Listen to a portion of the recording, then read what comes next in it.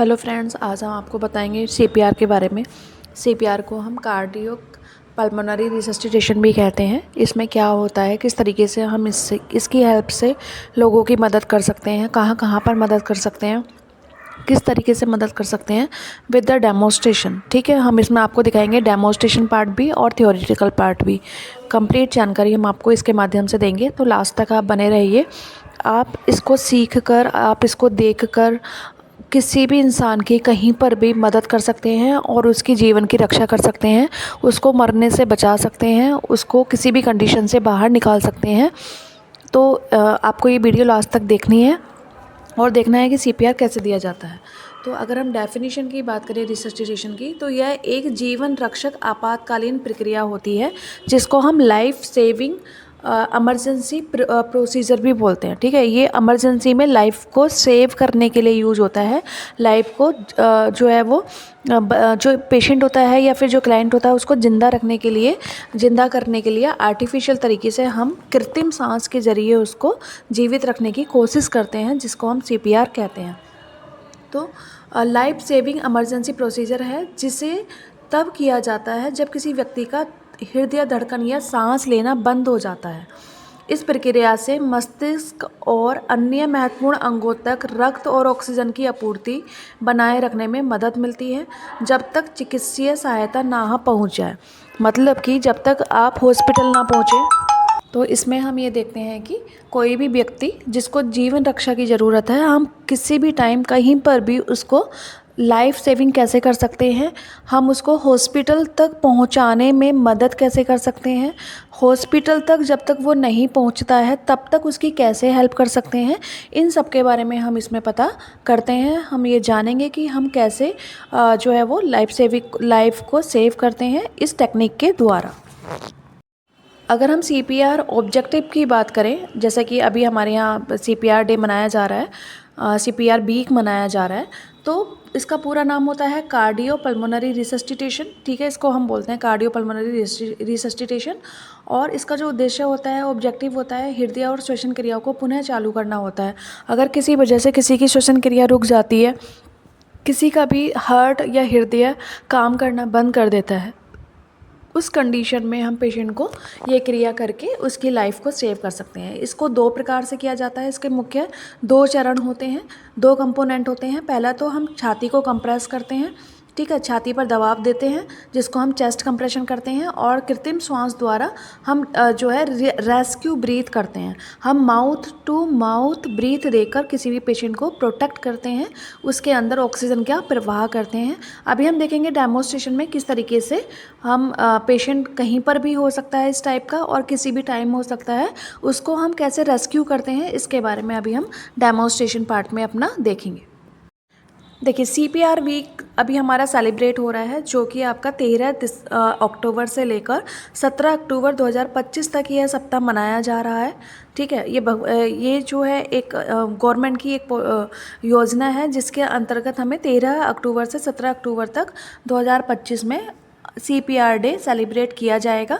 यह आयोजन स्वास्थ्य और परिवार कल्याण मंत्रालय ये आयोजन स्वास्थ्य और परिवार कल्याण मंत्रालय की तरफ से किया जा रहा है, जो ministry of health and family welfare है, उसके थ्रू आपका 13 अक्टूबर से लेकर 17 अक्टूबर तक 2025 में सीपीआर वीक सेलिब्रेशन हो रहा है। और इसमें सभी को पार्टिसिपेट करना कंपलसरी है, क्योंकि ये जो एक्टिविटी है, ये जो क्रिया है सीपीआर देने की, ये ज़रूरी नहीं है कि जो इस क्रिया को करे वो मेडिकल फील्ड से ही हो, किसी अदर फील्ड का, घर पे, बाहर, खेत में, सड़क पे, कहीं पे भी आप इसको यूज़ करके किसी की भी जान बचा सकते हैं। तो ये सभी के लिए अनिवार्य है, हर एक भारतीय नागरिक को ये करना आना चाहिए और इसके बारे में पता होना चाहिए। इसी को मद्देनज़र रखते हुए हमारी मिनिस्ट्री ऑफ हेल्थ और फैमिली वेलफेयर 13 अक्टूबर से 17 अक्टूबर तक सीपीआर डे सेलिब्रेट कर रही है। मिनिस्ट्री ऑफ हेल्थ के ऑब्जेक्टिव की बात करें तो देखिए, इसके कुछ खास ऑब्जेक्टिव है मिनिस्ट्री ऑफ हेल्थ के सीपीआर को लेके। सबसे पहला है आपका सामान्य जनता को सीपीआर की जागरूकता और उसके महत्व के बारे में जानकारी देना। मतलब जो सामान्य लोग होते हैं उनको बताना कि भाई सीपीआर क्या होता है, कैसे दिया जाता है और कहाँ कहाँ दिए सकते हैं आप, किस तरीके से किसी की भी जान, कोई भी नॉन मेडिको भी आराम से बचा सकता है। ठीक है। सेकंड है आपका लोगों को सीपीआर का प्रशिक्षण उपलब्ध कराना, हाथों हाथ व्यवहारिक हैंड्स ऑन एंड आभासी वर्चुअल सेमिनार डेमोन्स्ट्रेशन के माध्यम से उनको जागरूक करना। मतलब सेमिनार कराना, डेमोन्स्ट्रेशन करना, नुक्कड़ नाटक करना, इन सब के माध्यम से जनता को इसके लिए अवेयर करना, यही इसका उद्देश्य है। थर्ड है आपका हैंड ओनली सीपीआर, सिर्फ हाथों से जैसे सरल तरीकों को बढ़ावा देना ताकि कोई भी व्यक्ति अस्पताल से बाहर भी दिल के अटैक या कार्डियक अरेस्ट की स्थिति में तुरंत मदद कर सके। ठीक है। अगर किसी को कोई ऐसी कंडीशन आई है, किसी को हार्ट अटैक आया है या कार्डियक अरेस्ट आया है या फिर कोई भी हार्ट से रिलेटेड कोई भी प्रॉब्लम है, तो वहाँ पे कोई भी बंदा उस समय पे अवेलेबल है तो वो पर्सन उसकी जान को बचा सके, उसको लाइफ साइकिल अप्रोच लाइफ के लिए जो है इमीडिएट अप्रोच कर सके और हॉस्पिटल तक ले जाने तक उसको रिवाइव कर सके। इसके लिए ये ट्रेनिंग जो है वो दी जाएगी, इसीलिए ये डेज जो हैं वो सेलिब्रेट हो रहे हैं। इसके बाद नेक्स्ट है आपका सार्वजनिक स्थानों, स्कूलों, ऑफिस में और स्वास्थ्य संस्थाओं आदि में सीपीआर प्रशिक्षण व्यक्तियों की संख्या को बढ़ाना। इसका लास्ट उद्देश्य है, लास्ट ऑब्जेक्टिव है कि जितने भी लोग हैं उनको सीपीआर का देना आना चाहिए, उनको पता होना चाहिए सीपीआर कैसे देते हैं, उनको नॉलेज होनी चाहिए किस तरीके से दिया जाता है, तो उसको जागरूक फैलाना और ज़्यादा से ज़्यादा लोगों को सीपीआर के लिए ट्रेंड करना, यही इसका ऑब्जेक्टिव जो फैमिली वेलफेयर और आपका मिनिस्ट्री ऑफ हेल्थ है उसने सेट किया हुआ है। तो इसमें हमें भी इसमें हेल्प करनी चाहिए और बढ़ चढ़कर हिस्सा लेना चाहिए ताकि हम किसी भी व्यक्ति की टाइम रहते हेल्प कर सकें। इसके बाद आप देखेंगे कि व्हाट हैपनिंग डूइंग सीपीआर, क्या होता है सीपीआर वीक में। तो देश भर में सीपीआर अवेयरनेस वीक के उद्घाटन कार्यक्रम चल रहे हैं, सार्वजनिक डेमोन्स्ट्रेशन और सीपीआर प्रशिक्षण शिविर खुले हुए हैं। ठीक है। विशेषज्ञों से बातचीत चल रही है, पैनल बचाएं और वेबिनार वगैरह जो है वो अटेम्प्ट किए जा रहे हैं। वर्चुअल अभियानों के माध्यम से जागरूकता बढ़ाई जा रही है, सोशल मीडिया के क्विज के माध्यमों से इसके बारे में जागरूकता बढ़ाई जा रही है। एक राष्ट्रीय प्रतिज्ञा, ठीक है, एक राष्ट्रीय प्रतिज्ञा की तरह समारोह जिसमें लोग सीपीआर सीखेंगे और दूसरों को भी सिखाएंगे, ऐसी प्रतिज्ञाओं का आयोजन हो रहा है। वो प्रतिज्ञा ले रहे हैं कि हम खुद भी सीखेंगे और दूसरों को भी सिखाएंगे, तो ये इसमें होना है। इस तरीके का कुछ माइंड सेटअप जो है इसमें डाला गया है और यही आपको सबको फॉलो करना। देखिए, अब हम देखेंगे कि सीपीआर के ऊपर एक हम ड्रिल देखेंगे, एक डेमोन्स्ट्रेशन पार्ट देखेंगे कि किस तरीके से सीपीआर को परफॉर्म कर सकते हैं, कौन कौन सी सिचुएशन जो है वो क्रिएट हो सकती हैं, कहाँ पर सिचुएशन क्रिएट हो सकती हैं कि आप सीपीआर को देकर किसी भी व्यक्ति की जान को आसानी से बचा पाएँ। तो आइए देखते हैं डेमोन्स्ट्रेशन किस तरीके से किया जाता है। ये देखिए, कुछ बच्चे हैं जो कि स्किट करने जा रहे हैं, इन्होंने एक स्किट तैयार किया है, ये डेमोन्स्ट्रेशन करके दिखाएंगे आपको सीपीआर के ऊपर। तो देखिए ये डांस कर रहे हैं, डांस करते करते ये बहुत ही सुंदर एक डांस इन्होंने परफॉर्म किया। और डांस करते ही करते क्या हुआ इसमें कि एकदम से एक लड़की की तबीयत ख़राब होने लगी, और जैसे ही उस लड़की की तबीयत ख़राब होने लगी डांस करते करते, सब लोगों का फोकस डांस पे था, बहुत ही अच्छा डांस कर रहे थे बच्चे। और जैसे ही उस बच्चे की तबीयत ख़राब होने लगी, अचानक से वो जो है नीचे फॉल डाउन हो गई। जैसे ही वो फॉल डाउन हुई, सब लोग उसको देखने लगे, और जब उसको देखने लगे तो देखा कि सारे बच्चे अच्छे से डांस कर रहे थे और अचानक से ही एक लड़की क्या हो गई कि नीचे गिर गई। जैसे ही वो नीचे गिरती है, सब लोग शांत हो जाते हैं और सॉन्ग बंद हो जाता है। देखिए ये लड़की नीचे गिर गई, जैसे ही नीचे गिरती है लोग बाग हेल्प हेल्प के लिए चिल्लाने लगते हैं, हेल्प करके, और हेल्प के लिए बुलाते हैं, एम्बुलेंस के लिए भी फ़ोन करते हैं। साथ में ही एक लड़की चेक करती है कि जो सीपीआर जो पेशेंट है उसकी सांस आ रही है या नहीं आ रही है। उसने देखा कि सांस नहीं आ रही है तो तुरंत ही वो सीपीआर देना स्टार्ट कर देती है। बाकी के लोग हेल्प करके और एम्बुलेंस का अरेंज करते हैं और उसके लिए प्रेयर करते हैं, साथ में उसको सीपीआर का सही टेक्निक बताते हैं। देखिए माउथ टू माउथ ब्रीथ भी देती है वो और सीपीआर भी देती है। 30 कंप्रेशन कंप्लीट करने के बाद वो 2 ब्रीथ देती है, जो क्योंकि वो डांस करते करते अचानक से फॉल डाउन हुई है तो यहाँ पे हॉस्पिटल की सुविधा नहीं है। तो डांस करते करते वो 2 बार उसको जब वो गिर जाती है तो CPR देने के टाइम पे 30 कंप्रेशन देने के बाद स्टर्नम के पास और वो ब्रीथ देती है। और आपने देखा कि कंप्रेशन देने के टाइम पे उसके जो हैंड्स होते हैं बिल्कुल स्ट्रेट होते हैं, हैंड कोई बैंड नहीं होते हैं। अब ये चेक करती है इसकी पल्स आ रही है नहीं आ रही है। पेशेंट की पल्स आ गई है, पेशेंट ठीक हो गया है। देखा तो वो थोड़ा सा अपने आप को वीक महसूस कर रहा है, लेकिन वो परफेक्टली ठीक है। और वो ये दोनों एक दूसरे के गले लगते हैं अच्छे से, और गले लगने के बाद पीछे फिर से गाना स्टार्ट होता है और जो नए बच्चे होते हैं वो अच्छे से अपना परफॉर्मेंस स्टार्ट करते हैं। और इसी के साथ ही ये लोग खुश हो जाते हैं और जय हिंद बोलकर इसको स्टॉप करते हैं। तो ये था हमारा छोटा सा ड्रिल, इसके माध्यम से हमने आपको बताया CPR कैसे देते हैं। अब बात करते हैं टेक्निकल फॉर CPR की। ठीक है, इसके स्टेप्स क्या होते हैं। तो फर्स्ट होगा आपका check for the response and breathing. इसमें क्या होगा, व्यक्ति को हल्के से हिलाएं और ज़ोर से पूछें क्या आप ठीक हैं। अगर आपको व्यक्ति का नाम पता है तो आप नाम के लेकर भी पूछ सकते हैं। अगर कोई प्रतिक्रिया नहीं दे रहा है व्यक्ति, सांस नहीं चल रही है या बहुत हल्की है, तो आप तुरंत क्या करेंगे, CPR शुरू करेंगे। तो आपको पहला क्या करना है, चेक करना है व्यक्ति को रिस्पॉन्स कर रहा है या नहीं कर रहा है। उसको ज़ोर से हिलाना है, हिलाकर उससे पूछना है ज़ोर से आवाज़ लगा के क्या वो सही है या नहीं है। उसके बाद अगर व्यक्ति कोई भी प्रतिक्रिया नहीं कर रहा है, उसकी सांस बहुत कम चल रही है या नहीं चल रही है, तो आपको तुरंत ही क्या करना है, CPR शुरू कर देना है। ये इसका पहला स्टेप होता है। सेकेंड स्टेप में आपको करना है कॉल फॉर हेल्प। आपके आसपास के व्यक्ति को कहें कि वह एम्बुलेंस का अरेंजमेंट करें, 108 या 112 पे कॉल करें और उसको बुलाएं, जिसको हम इमरजेंसी सर्विस कहते हैं। और आपको कहना है अगर आप अकेले हैं तो मोबाइल स्पीकर पे डालें और मोड पे रख के आप मदद बुलाएं और CPR को शुरू करें। मतलब आपको क्या करना है कि फ़ोन को स्पीकर पे डालना है और आपको मदद के लिए लोगों को बुलाना है। ये इसका सेकेंड स्टेप होता है। यदि हम थर्ड स्टेप की बात करें तो थर्ड स्टेप जो होगा वो होगा आपका चेस्ट कंप्रेशन, छाती पर दबाव देना, इसको हम चेस्ट कंप्रेशन कहते हैं। और इसमें हम कैसे करते हैं स्टेप बाय स्टेप। तो व्यक्ति को सख्त और सपाट सतह पर लिटाना है।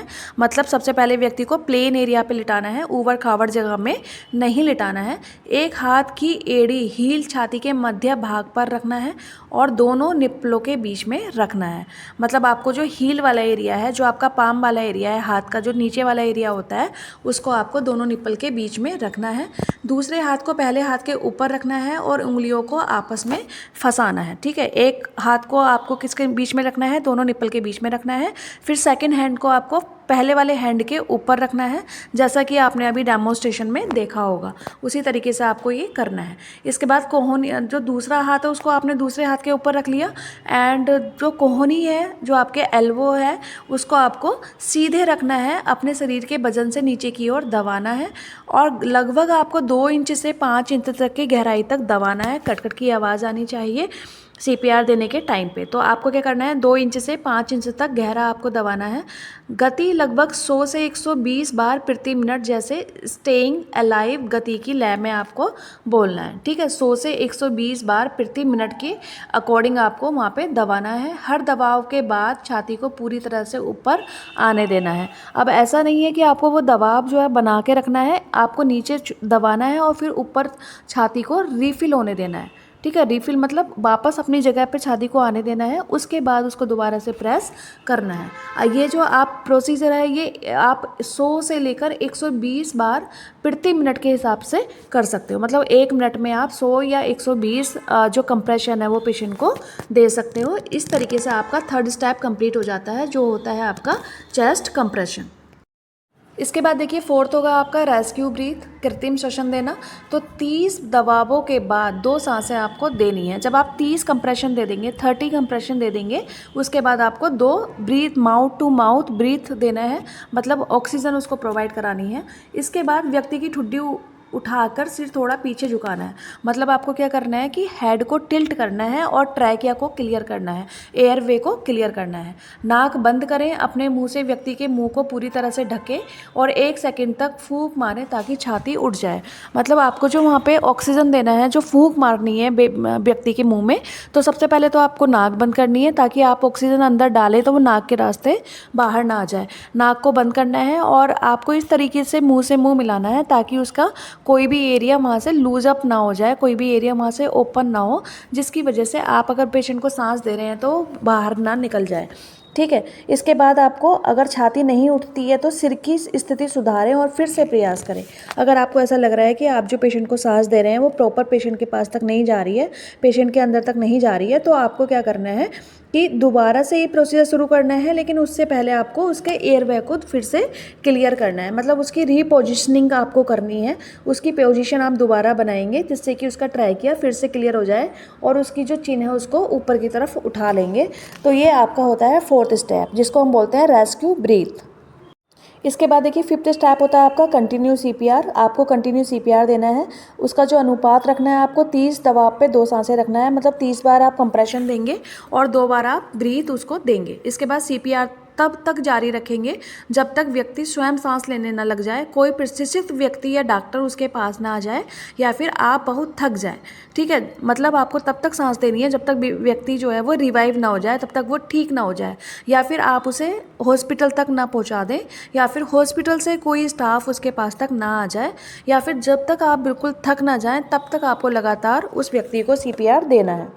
इसके बाद देखिए सीपीआर चिल्ड्रन में कैसे देंगे, 1 वर्ष से लेके 12 वर्ष तक के बच्चे को।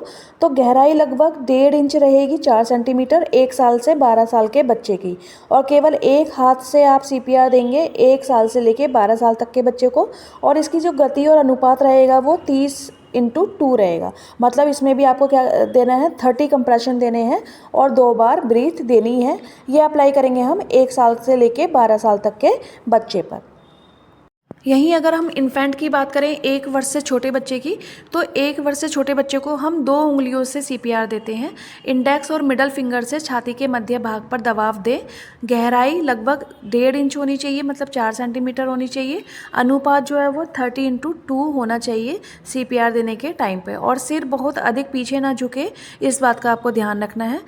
उसका जो हेड है वो नॉर्मल हो, बहुत ज़्यादा पीछे ना हो। इसके लिए आप शोल्डर रोल भी लगा सकते हैं बेबी को पीछे की साइड में। अगर आप शोल्डर रोल लगाएंगे तो उसकी जो सर है वो ज़्यादा पीछे भी नहीं जाएगा और उसका ट्रैकिया भी क्लियर हो जाएगा। देखिए अभी तक हम पढ़ रहे थे टेक्निक, क्या टेक्निक होती है। अब हम पढ़ेंगे प्रिकॉशंस। प्रिकॉशंस हम क्या क्या ले सकते हैं सीपीआर देने के टाइम पे। तो देखिए सबसे पहले चेक करेंगे सिचुएशन, पहले देखेंगे कि स्थान सुरक्षित है या नहीं है, जैसे बिजली का झटका लगना, आग, पानी आदि ना हो, मतलब आसपास कुछ ऐसी हार्मफुल वाली चीज़ें ना हो जिससे पेशेंट को चोट लगने की जो है वो आशंका हो। तो आपको कोई भी ऐसी स्पेस नहीं चुनना है, आपको क्लीन, नीट और प्लेन स्पेस चुनना है सीपीआर देने के लिए। इसके बाद सुनिश्चित करना है कि आप मरीज़ दोनों सुरक्षित जगह पर हैं या नहीं है। ठीक है, ऐसा नहीं है कि सड़क पे अगर एक्सीडेंट हुआ तो आप सड़क पे ही उसको सीपीआर देना शुरू कर दिया, नहीं। पहले आपको अच्छा स्पेस ढूंढना है, क्लीन हो और उसकी सरफेस जो है वो प्लेन हो, उस जगह पे पेशेंट को शिफ्ट करना है। उसके बाद आपको सीपीआर जो है वहाँ पे स्टार्ट करना है। सेकंड होता है प्रतिक्रिया और सांस की जांच करें। मरीज़ को हल्के से हिलाएं और आवाज़ दें, क्या आप ठीक हैं। अगर कोई प्रतिक्रिया नहीं है तो सांस चल रही है या बहुत कमज़ोर है तब आप सीपीआर शुरू करेंगे। अगर वहाँ पे सांस चल रही है तब आप सीपीआर शुरू नहीं करेंगे। पहले आपको कंफर्मेशन करना है कि सीपीआर की ज़रूरत है भी या नहीं है। अगर सीपीआर की ज़रूरत है तभी आप सीपीआर दें, अदरवाइज आप उसको जो है वो हॉस्पिटल तक पहुँचा सकते हैं और ब्लीडिंग वगैरह चेक कर सकते हैं, शॉक में जाने से बचा सकते हैं। लेकिन अगर पेशेंट की सांस चल रही है और पल्स अच्छी आ रही है तो इस कंडीशन पे आपको सीपीआर नहीं देना है। इसके बाद देखिए आपको एम्बुलेंस को बुलाना है, 108 और 112 पे फ़ोन करना है, मेडिकल सहायता बुलानी है। अगर कोई और व्यक्ति मौजूद है तो उसे भी कॉल करके हेल्प के लिए बुलाना है। ये प्रिकॉशंस आप लेंगे सीपीआर देने के टाइम पे। सबसे ज़्यादा इम्पोर्टेंट होता है कि आप जब सीपीआर दे रहे हैं तो आपने जो सीपीआर देने के लिए जो साइट चुनी है वो सही है या नहीं है। छाती के मध्य भाग पर, जिसको हम स्टर्नम बोलते हैं, उसी पर आपको दबाव देना है, ऊपर या नीचे दबाव नहीं देना है। अगर आप स्टर्नम के ऊपर या नीचे दबाव देंगे तो रिब्स के टूटने की आशंका हो सकती है। गलत स्थान पर दबाव देने से पसलियाँ टूट सकती हैं या आंतरिक चोट भी लग सकती है या इंटरनल ब्लीडिंग भी हो सकती है। इसलिए आपको पहले इंश्योर करना है कि जहाँ पे आप सीपीआर दे रहे हैं उसकी साइट अच्छी है या नहीं है, वो करेक्ट साइट पे है या नहीं है। ये आपको प्रिकॉशन लेना है। अब देखिए दबाव की सही गहराई अगर हम देखें तो वयस्क लगभग 2 इंच से लेके 5 इंच तक देना है। जो अडल्ट होते हैं, बड़े लोग होते हैं, वयस्क होते हैं, उनमें आपको 2 इंच से लेके 5 इंच तक सीपीआर देना है। और जो बच्चे होते हैं 1 साल से लेके 12 साल तक, उसको आपको 1.5 इंच देना है, 4 सेंटीमीटर। जो शिशु होते हैं 1 साल से कम वाले, उनको भी आपको 1.5 इंच तक देना है, मतलब 4 सेंटीमीटर तक दबाव आपको देना है। बहुत ज़ोर से या बहुत गहराई तक दबाव ना दें, नहीं तो उसमें रिब्स के टूटने का खतरा ज़्यादा होता है। हर दबाव के बाद छाती को ऊपर आने देना है। दबाव के बाद छाती को पूरी तरह से ऊपर आने दें ताकि हृदय को फिर से रक्त भरने का मौका मिल जाए। तो इसमें हमें ये इंश्योर करना है कि जब आप कंप्रेशन दे रहे हैं तो उसके बाद जो छाती है उसकी, जो उसका हार्ट है, वो दोबारा से रीफिल हो रहा है या नहीं हो रहा। तो उसको आने के लिए आप कुछ सेकेंड का टाइम दें और उसके बाद आप नेक्स्ट कंप्रेशन वहाँ पे दें। इसके बाद देखिए प्रिकॉशन में आप देखेंगे कृत्रिम श्वसन सावधानी से दें। मुंह और नाक के चारों ओर अच्छी तरह से सील बना लें जिससे कि ऑक्सीजन बाहर ना जाए। बहुत ज़ोर से फूंक ना मारें, सिर्फ इतनी ही छाती हल्की उठे। अगर छाती नहीं उठती है तो सिर की स्थिति को सुधारें और फिर दोबारा से मुंह के अंदर फूंक दें। इसके बाद देखिए संक्रमण से बचें, ये भी आपको ध्यान रखना है प्रिकॉशन में। यदि संभव हो तो मास्क या सीपीआर फेस शील्ड का उपयोग करें। अजनबी व्यक्तियों को मुंह से मुंह सांस देने से पहले संक्रमण का ध्यान रखें। अगर ऐसा लग रहा है कि उसको कोई संक्रमण है या फिर उसको कोई संक्रमण हो सकता है तो आप बीच में कोई कपड़ा, कोई क्लीन कपड़ा, हैंकी जो साफ़ हो, उसको भी यूज़ कर सकते हैं। आप उसके और अपने माउथ के बीच में जो आप ब्रीथ देंगे, ब्रीथ देने के टाइम पे एक कोई साफ़ कपड़ा यूज़ कर लें जिससे कि आपको और उस पेशेंट को भी इन्फेक्शन लगने का खतरा कम हो। फिर देखिए सीपीआर तभी रोकें जब व्यक्ति की सांस या नाड़ी लौट आए, प्रशिक्षित व्यक्ति या डॉक्टर मेडिकल टीम आ जाए या आप पूरी तरह से थक जाएं। इसके बाद हम बात करेंगे शांत रहें और घबराएं नहीं। सीपीआर देते समय शांत मन रखें, लगातार रिदम बनाए रखें। 100 से 120 दबाव पर प्रति मिनट के हिसाब से कंप्रेशन लगाते रहें जब तक आप थके नहीं और जब तक आपका पेशेंट जो है वो जीवित ना हो जाए, सांस ना लेने लगे, उसकी बर्थ जो है वो नॉर्मल ना हो जाए, तब तक आपको कंटिन्यूसली वे में ये देना है। इसके बाद देखिए अगर बात करें इसके डिसएडवांटेज की, तो डिसएडवांटेज क्या क्या होते हैं। तो देखिए सबसे पहले पसलियों का टूटना, रिब्स फ्रैक्चर। रिब्स फ्रैक्चर होती है अगर आपने ज़्यादा तेज़ प्रेशर लगा दिया और आपने जो है उसका पोजीशन सही से नहीं रखा तो रिब्स टूटने का सबसे ज़्यादा खतरा होता है। यह सीपीआर का सबसे आम दुष्प्रभाव है, मतलब बहुत ज़्यादा सीपीआर देने से रिब्स टूटने का जो है वो खतरा बहुत ज़्यादा है, इसका रेशियो बहुत ज़्यादा है। ज़्यादातर दबाव देने का गलत स्थान पर दबाव डालने से पसलियाँ या स्टर्नम जो है वो टूट सकते हैं।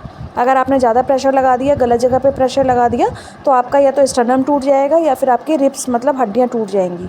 ठीक है। सेकंड होता है फेफड़ों की चोट, लंग्स में इंजरी हो जाती है क्योंकि जब आप ज़रूरत से ज़्यादा उसमें ऑक्सीजन इन्फ्लेट करते हैं तो जितना ज़रूरत ऑक्सीजन फेफड़ों की होती है, फेफड़ों के अंदर जितनी जगह होती है वो उतनी ऑक्सीजन ले लेता है। अगर उससे ज़्यादा आपने ऑक्सीजन दिया तो फेफड़े रप्चर हो सकते हैं, फेफड़े को चोट लग सकती है, फेफड़े इंजर्ड हो सकते हैं, फेफड़ों का जो है वो इन्फ्लेमेशन हो सकता है। तो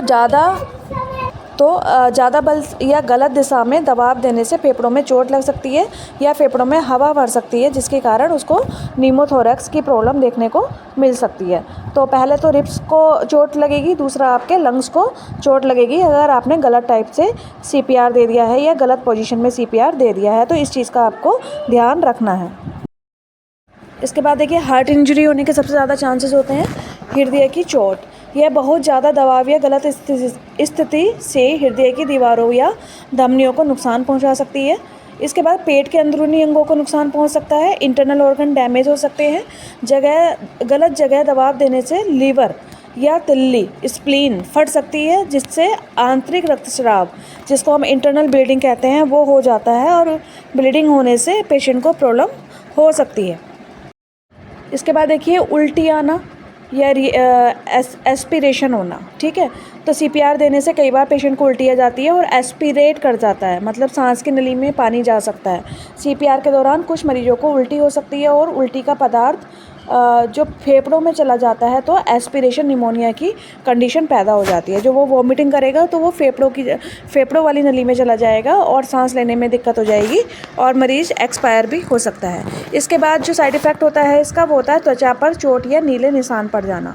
ठीक है। ब्रूसिंग ऑफ स्किन इंजरी, छाती या तो मुंह के आसपास नीलापन, ब्रूसिंग या घर्षण के निशान हो सकते हैं।